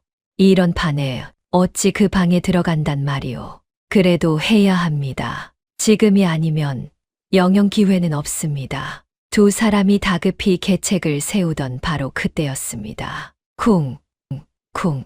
밖에서 요란한 발소리가 들려왔습니다. 그러더니 누군가 대문을 거세게 두드렸지요. 관아에서 나왔다. 이 집에 도둑이 숨어 있다는 고발이 들어왔다. 썩 문을 열어라. 두매와 연실은 얼어붙었습니다. 관아라니요. 도둑이라니요. 문이 벌컥 열리고 포졸들이 우르르 들이닥쳤습니다. 그 뒤에는 황우창의 하수인이 음흉한 미소를 띠고 서 있었지요. 저자다. 저 두매라는 자가 우리 상단의 물건을 훔쳐 빼돌린 도둑이요. 상단 장부에 그 증거가 다 있소. 무슨 소리요. 나는 도둑이 아니요. 두매가 소리쳤지만 소용없었습니다. 황우창은 이미 상단 장부를 교묘히 꾸며 두매가 물건을 훔친 것처럼 만들어 둔 것이지요. 붓한 자루로 사람을 도둑으로 만드는 것쯤 그 자에게는 손바닥 뒤집기였습니다. 포졸들이 두매를 오랏줄로 묶었습니다. 두매는 발버둥 쳤지만 벗어날 수 없었지요. 아씨는 몸을 피하시오. 어서. 두매는 끌려가면서도 연실을 걱정했습니다. 연실은 방 안에서 두 손으로 입을 틀어 막은 채 하염없이 눈물을 흘릴 뿐이었지요. 그날의 일은 두매에게 지독한 기시감을 안겼습니다. 16년 전 하지도 않은 도둑질을 뒤집어 쓰고 오랏줄에 묶여 끌려가던 아버지의 모습. 그것과 지금 제 모습이 어찌 그리도 똑같던지요. 두매는 차디찬 옥바닥에 쓰러져 이를 악물었습니다. 어찌 이런 일이 아버지와 똑같이. 그러나 절망은 거기서 끝나지 않았습니다. 이튿날 옥에 갇힌 두매에게 청천벽력 같은 소식이 전해졌지요. 10월 할멈이 창백한 얼굴로 옥 앞에 찾아온 것입니다. 두매야, 큰일 났다. 할멈, 어찌 된 일이오? 아씨는 무사하오? 아씨는 내가 뒷방에 숨겨 두었다. 헌데 두매야. 할멈은 차마 말을 잇지 못하고 흐느꼈습니다. 판술 영감이 어젯밤 방가에서 시신으로 발견되었단다. 발을 헛디뎌 물에 빠졌다는데 그게 어디 사고겠느냐. 그 자가 입을 막으려고 두매는 그 자리에 무너져 내렸습니다. 판술 영감이 죽다니요. 그 자가 위조하는 것을 두 눈으로 본 단 하나의 증인이 이제 이 세상에 없는 것이었습니다. 영감님. 두매는 옥살을 부여잡고 오열했습니다. 증인은 죽고 자신은 도둑 누명을 쓰고 옥에 갇혔지요. 원장은 여전히 그자의 소나귀에 있었습니다. 이제 모든 것이 끝난 듯 했습니다. 그 무렵 연실은 10월 할멈의 주막 뒷방에서 뜬 눈으로 밤을 지새우고 있었지요. 내 탓입니다. 다 내 탓이에요. 연실은 제 무릎에 얼굴을 묻고 흐느꼈습니다. 내가 저희를 끌어들이지만 않았어도 목숨을 구해준 은인을 내가 도둑 누명을 쓰게 하고 옥에 갇히게 하고 판술 영감님까지 돌아가시게 했어요. 이 모든 게 다 내 욕심 때문입니다. 얘야, 그리 자책 마라. 10월 할멈이 연실의 등을 쓸어 주었습니다. 두매가 그 길을 택한 건 내 욕심 때문이 아니요. 그 아이는 억울한 걸 못 보는 아이다. 제 아비가 그리 억울하게 갔으니 남의 억울함도 그냥 못 지나친 게지. 그건 두매의 마음이지 내 탓이 아니요. 그러나 연실의 눈물은 그치지 않았지요. 눈앞이 캄캄했지요. 증인은 죽고 은인은 옥에 갇히고 원장은 여전히 원수의 손에 있었습니다. 이제 무엇을 할 수 있단 말입니까? 연실은 처음으로 모든 것을 포기하고 싶은 마음이 들었습니다. 차디찬 옥 안에서 두매는 16년 전 억울하게 죽어간 아버지를 떠올렸습니다. 그리고 이제 자신마저 그 억울함을 되풀이하게 되었음을 뼈아프게 깨달았지요. 아버지도 일이 억울하셨소. 아무리 아니라 외쳐도 아무도 믿어주지 않는 이 답답함을 안고 가셨소. 두매는 옥바닥에 이마를 짓지었습니다. 아무리 발버둥쳐도 벗어날 수 없는 벽이었습니다. 그 앞에서 두매는 자신이 한없이 작고 초라하게 느껴졌지요. 바깥에서는 겨울바람이 매섭게 몰아치고 있었습니다. 세상 그 어디에도 두매가 기댈 곳은 남아있지 않은 듯 했습니다. 며칠을 두매는 옥 안에서 넋을 놓고 지냈습니다. 먹지도 자지도 못했지요. 세상이 온통 캄캄하기만 했습니다. 그러던 어느 밤이었습니다. 옥 창살 사이로 스며드는 달빛을 바라보던 두매의 귓가에 문득 한 사람의 목소리가 떠올랐습니다. 10월 할멈의 목소리였지요. 붓끝으로 덮은 죄는 발끝으로 드러나는 법이니라. 아무리 감추어도 말이지. 그날 밤 아궁이 앞에서 할멈이 넋두리처럼 흘리던 그 말이었습니다. 붓끝으로 덮은 죄는 발끝으로 드러난다. 두매는 그 말을 곱씹었습니다. 그러자 무언가가 가슴속에서 서서히 타오르기 시작했지요. 그래, 저자는 붓으로 죄를 덮었어. 아버지의 억울함도 서씨 어른의 죽음도 다 붓으로 덮어버렸지.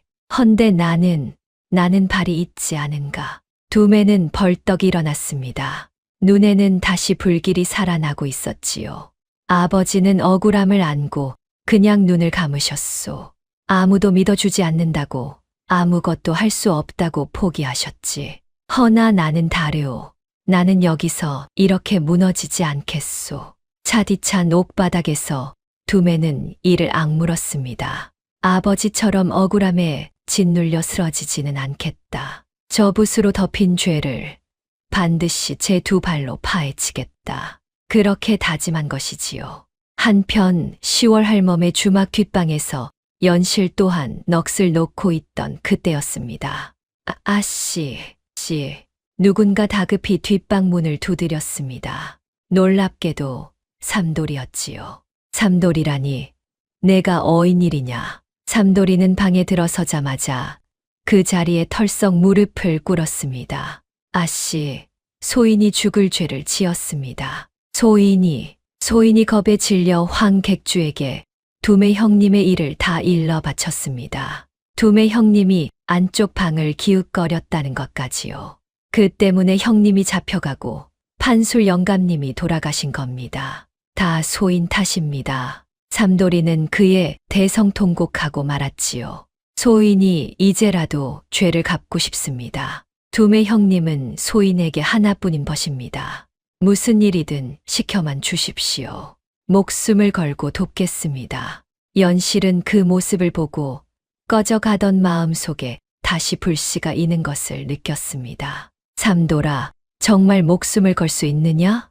예, 아씨, 걸겠습니다. 바로 그때 10월 할멈이 무언가를 품에서 꺼내 들었지요. 아씨, 실은 이 할미가 여태 말을 못한 것이 있소. 할멈이 내민 것은 기름종이에 겹겹이 쌓인 서찰 한 통이었습니다. 판술 영감이 돌아가시기 전날 밤 이 할미를 몰래 찾아왔더랬소. 그러고는 이걸 주며 말했지. 혹시 내게 무슨 일이 생기거든 이걸 꼭 관가에 전해주시오 하고 말이오. 그때는 무슨 소린가 했는데 영감이 일이 될 줄 알고 있었던 게요. 연실이 떨리는 손으로 서찰을 펼쳤습니다. 그 안에는 판술 영감이 마지막 힘을 다해 적어 내려간 글이 있었지요. 황우창이 서씨 어른이 돌아가시던 밤에 문서를 위조하는 것을 두 눈으로 보았다는 목격의 증언이었습니다. 판술 영감의 수결과 손도장까지 또렷이 찍혀 있었지요. 영감님, 돌아가시면서도 이것을. 연실의 눈에서 눈물이 주르륵 흘렀습니다. 죽은 판술 영감이 제 목숨과 맞바꾸어 증언을 남긴 것이었습니다. 증인은 죽었으나 그 증언은 이렇게 살아남은 것이지요. 그러던 연실은 문득 판술 영감의 서찰 끝자락에서 뜻밖의 구절을 발견했습니다. 그 자리에 얼어붙고 말았지요. 또한 나는 알고 있소. 16년 전 황우창이 상단의 은자를 몰래 빼돌리고는 그 죄를 애먼 뱃사공에게 뒤집어 씌운 일을. 그 뱃사공은 도둑 누명을 쓰고 옥에서 억울하게 죽었소. 그 원장에는 그 일까지 낱낱이 적혀 있을 것이요. 16년 전 뱃사공. 연실은 소스라치게 놀랐습니다. 두매가 언젠가 했던 말이 떠올랐기 때문이지요. 제 아비가 하지도 않은 도둑질을 뒤집어 쓰고 옥에서 돌아가셨다던 그 이야기 말입니다. 설마 두매의 아버지가 바로 그 뱃사공이란 말인가? 연실은 온몸에 소름이 돋았습니다. 두매가 거지가 된 까닭, 그 아비의 억울한 죽음, 그 뿌리가 바로 황우창이었던 것입니다. 두매는 알지 못한 채 제 아비를 죽인 원수의 상단으로 스스로 걸어 들어갔던 것이지요. 이럴 수가. 그렇다면 저 원장은 서씨 상단의 진실만이 아니라 두매 아버지의 억울함까지 밝혀줄 물건이야. 연실은 주먹을 꼭 쥐었습니다. 이제 이 싸움은 연실 혼자만의 것이 아니었습니다. 두매의 아비, 그 억울한 넋을 위한 싸움이기도 했지요. 연실은 곧바로 움직였습니다.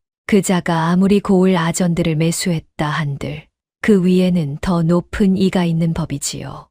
문제는 그 높은 이에게 어찌 줄을 대느냐 하는 것이었습니다. 방법이 있습니다. 연실의 눈이 빛났습니다. 아버지께서 살아 계실 적 상단과 오래 거래하던 경강의 큰 상인들이 있습니다. 그분들은 아버지의 은혜를 입은 이가 많지요. 그중 한 분은 조정의 높은 대감과도 연이 닿아 있습니다. 제가 이 신표를 들고 그분을 찾아가면 반드시 길이 열릴 것입니다. 서씨 상단의 신표는 한양상계에서 모르는 이가 없는 물건이었지요. 연실은 그 신표를 품에 넣고 판술 영감의 서찰을 들고 옛 상인들을 하나하나 찾아갔지요. 죽은 줄로만 알았던 서씨 어른의 딸이 살아 돌아온 것을 보고 상인들은 놀라며 팔을 걷어붙였습니다. 그렇게 연실의 사연은 상계의 인맥을 타고 마침내 팔도를 살피러 나온 어사또의 귀에까지 닿았지요. 어사또는 연실을 불러들여 신표와 서찰을 살펴보고는 얼굴빛이 달라졌습니다. 서씨 거상단의 후계가 살아있었단 말이냐. 그리고 그 상단이 서기의 손에 통째로 넘어갔다. 이는 예사실이 아니로다. 어사또는 연실의 하소연을 끝까지 들었습니다. 그러고는 무겁게 고개를 끄덕였지요. 고을 아전들이 그자와 한통속이라면 섣불리 움직여선 아니 된다. 낌새를 채면 그자가 원장을 태워 없앨 테니 내 은밀히 상단의 뒤를 살핀 뒤 때를 보아 들이치겠다. 허나 그 위조 문서를 뒤집으려면 내 말대로 원장이라는 그 물증이 반드시 있어야 한다. 서찰만으로는 그자가 발뺌할 것이야. 그 원장 저희가 반드시 어사또 손에 쥐어 드리겠습니다. 연실의 두 눈이 형형하게 빛났습니다. 이제 남은 것은 그 원장을 어찌 빼내 어사또의 급습에 맞추느냐 하는 것이었지요. 연실은 밤을 새워 계책을 짰습니다. 그리고 그 계책의 열쇠는 바로 삼돌이었지요. 삼돌아, 그 방문이 열리는 날은 초하루와 보름, 아침 나절뿐이다. 그날이라야 원장이 밖으로 나온다. 어사또의 급습을 반드시 그 보름날 아침에 맞추어야 한다.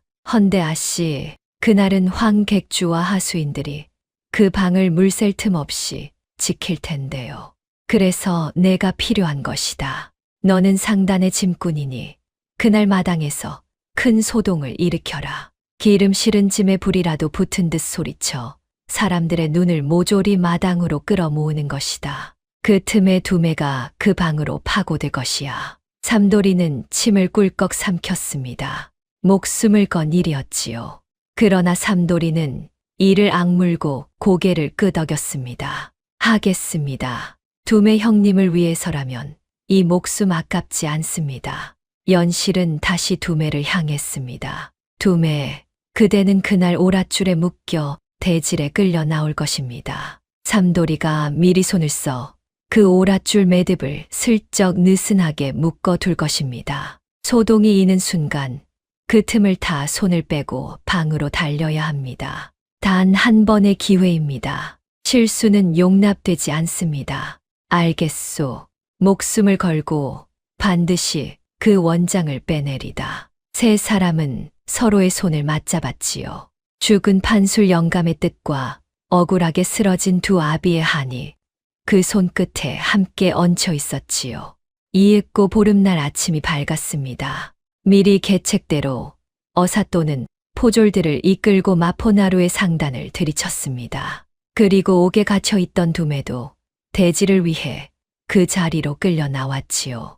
두매를 묶은 오랏줄의 매듭은 삼돌이가 전날 밤 몰래 손을 써 둔 대로 슬며시 느슨해져 있었습니다. 상단 마당에 사람들이 구름처럼 모여들었습니다. 어사또가 높이 앉고 그 앞에 황우창이 불려 나왔지요. 두매는 오랏줄에 묶인 채였고 연실은 그 곁에 서 있었지요. 황우창은 듣거라. 내가 서씨 상단주의 문서를 위조하여 상단을 가로챘다는 고발이 들어왔다. 사실이렸다. 황우창은 조금도 흔들리지 않았습니다. 오히려 여유로운 미소마저 지었지요. 어사또 당치 않은 말씀이옵니다.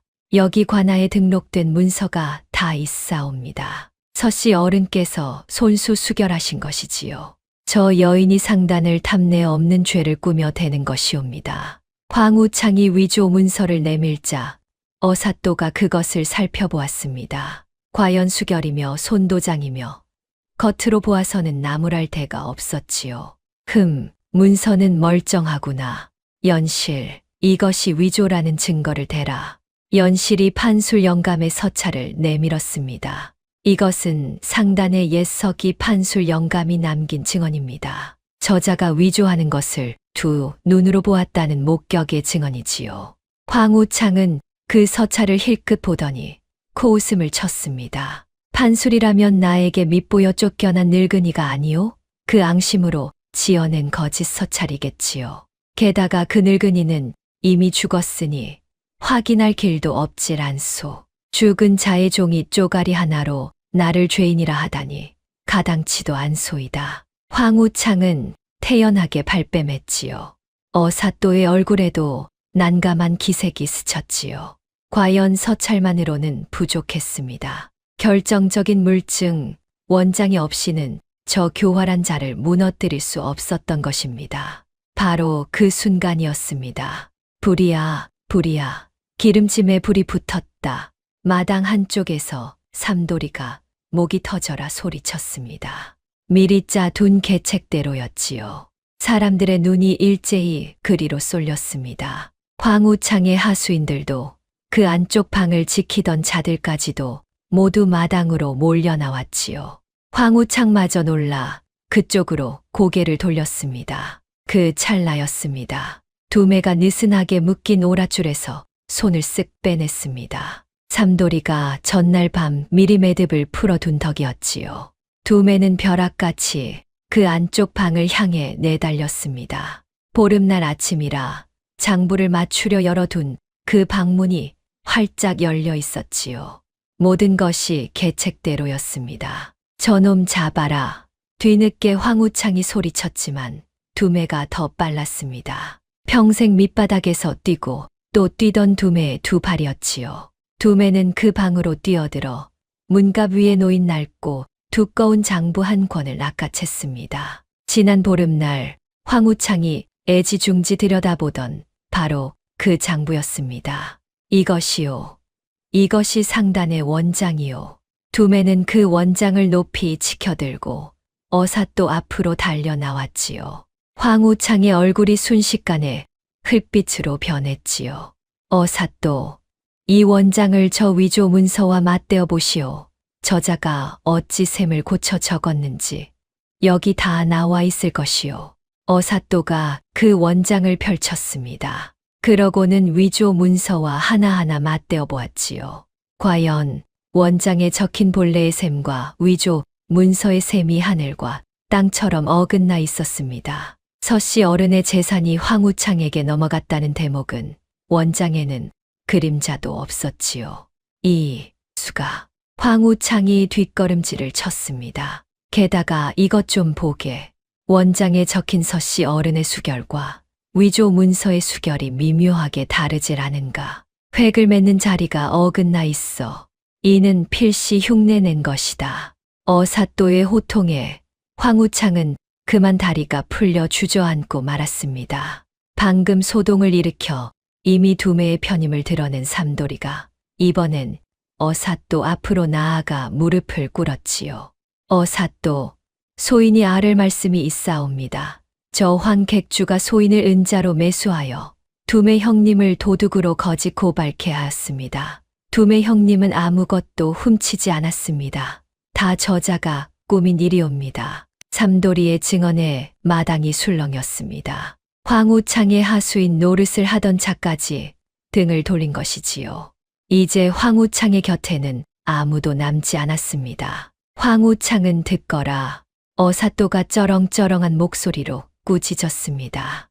너는 주인의 재산을 탐하여 문서를 위조하고 그 딸을 죽이려 하였으며 무고한 자를 도둑으로 몰고 증인을 살해하였다. 그 죄가 산과 같으니 어찌 살기를 바라겠느냐. 여봐라. 당장 저자를 오라에 묶어라. 포졸들이 달려들어 황우창을 결박했지요. 20년을 부탄 자루로 쌓아 올린 그자의 모든 것이 단 하루아침에 무너져 내린 것이지요. 놓아라. 이거 놓지 못할까. 내가 누군 줄 알고. 발버둥 치는 황우창을 향해 두매가 조용히 다가섰습니다. 황우창, 16년 전 상단의 은자를 빼돌리고 그 죄를 애먼 뱃사공에게 씌운 일을 기억하는가. 황우창의 눈이 흔들렸습니다. 그 뱃사공이 바로 내 아버지였소. 당신 붓끝에 억울하게 죽어간 그 사람이 바로 내 아버지란 말이오. 황우창은 그제야 두매의 얼굴을 알아보았지요. 16년 전 아비를 잃고 울부짖던 그 어린아이가 이렇게 자라 제 앞에 서 있었던 것이지요. 이 원장에는 내 아버지의 억울함도 적혀 있소. 당신은 붓으로 두 집안을 무너뜨렸지만 결국 그 붓으로 덮은 죄가 오늘 이렇게 드러났소. 아버지, 이제 편히 눈 감으시오. 두매의 두 눈에서 뜨거운 눈물이 흘러내렸습니다. 황우창은 모든 재산을 빼앗기고 무거운 형벌을 받아 멀리 귀양을 떠났습니다. 위조한 문서로 남을 해치고 사람의 목숨까지 앗은 죄가 결코 가볍지 않았지요. 구경하던 백성들은 하나같이 통쾌해하며 손뼉을 쳤습니다. 서씨 상단은 마땅한 주인 서연실에게 돌아왔습니다. 연실은 아버지의 상단을 다시 일으켜 세웠지요. 그리고 두매의 아버지에게 씌워졌던 도둑 누명도 깨끗이 벗겨졌습니다. 16년 만에 억울하게 죽어간 한 뱃사공의 이름이 되찾아진 것이지요. 두매는 어떻게 되었을까요? 연실은 약속대로 두매를 한양 제1의 부자로 만들어 주고자 했습니다. 상단의 절반을 두매에게 나누어 주려 했지요. 두매, 그대가 아니었다면 나는 그 밤에 죽었을 것이고 이 상단도 되찾지 못했을 것입니다. 이 상단의 절반은 마땅히 그대의 것입니다. 그러나 두매는 빙그레 웃으며 고개를 저었습니다. 아씨, 그 마음만 받겠소. 나는 부자가 되고 싶어 이 일을 한 게 아니오. 나는 그저 억울한 사람 하나를 돕고 싶었을 뿐이오. 그리고 이제 내 아버지의 한도 풀었으니 그것으로 좋카오. 허나 두매, 대신 부탁이 하나 있소. 나처럼 밑바닥에서 억울하게 구르는 사람들이 세상에는 참 많소. 그 사람들을 거두는데 이 상단의 힘을 좀 보태주시오. 그거면 나는 충분하오. 연실은 그 말에 눈시울을 붉혔습니다. 이 사내는 끝까지 제 입속보다 남의 억울함을 먼저 헤아리는 사람이었으니까요. 세월이 흘렀습니다. 두매는 마포나루에서 작은 상단을 꾸리며 갈 곳 없는 이들을 거두었습니다. 한때 저와 같은 거지였던 이들, 억울하게 쫓겨난 이들이 두매를 찾아왔지요. 두매는 그들에게 일거리를 주고 밥을 먹이고 다시 일어설 힘을 주었습니다. 한겨울밤 눈보라치던 선앙당이었지요. 제 누더기를 벗어 남을 덮어주던 그 거지가 이제는 수많은 사람의 온몸을 덮어주는 사람이 되어 있었습니다. 그 곁에는 늘 시월 할멈이 있었고 죄를 뉘우친 삼돌이도 든든한 오른팔이 되어 주었지요. 그리고 이따금 두매와 연실은 마주 앉아 지난 날을 이야기했습니다. 서로에게 목숨을 빚지고 서로에게 삶을 되찾아 준 두 사람이었지요. 굳이 말로 하지 않아도 두 사람 사이에는 세상 무엇과도 바꿀 수 없는 정이 깊이 흐르고 있었습니다. 어느 날 두매는 아버지의 무덤을 찾아가 나지게 말했습니다. 아버지, 세상에는 붓으로 진실을 덮으려는 자가 있지요.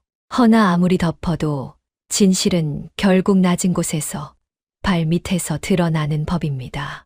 아버지의 억울함이 16년 만에 드러난 것처럼요. 두매는 무덤 앞에 오래도록 서 있었지요. 그 얼굴에는 오랜 하늘 벗어던진 자의 평온한 미소가 어려 있었지요. 착한 마음 하나로 남을 구한 거지가 억울한 진실을 파헤쳐 제 아비의 한까지 풀어낸 이야기. 이 이야기는 오늘날까지도 사람들의 입에서 입으로 전해지고 있답니다. 다음 영상을 빠르게 만나보시려면 좋아요와 구독을 눌러주세요. 지금 화면에 나오는 더 재미있는 영상들도 함께 해주세요. 그럼 모두 행복한 하루 보내세요. 감사합니다.